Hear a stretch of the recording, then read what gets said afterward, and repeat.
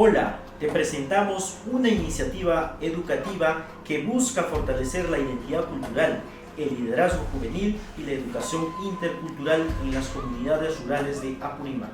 Esta iniciativa es clave para promover el respeto por nuestras tradiciones ancestrales y mejorar la calidad de la educación.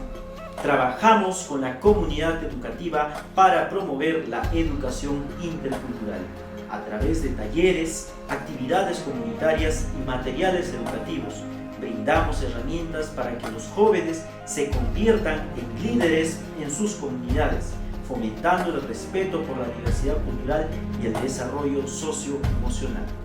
Lo que hacemos es vital para fomentar el desarrollo de nuestras comunidades, preservando nuestros saberes ancestrales mientras mejoramos las oportunidades educativas.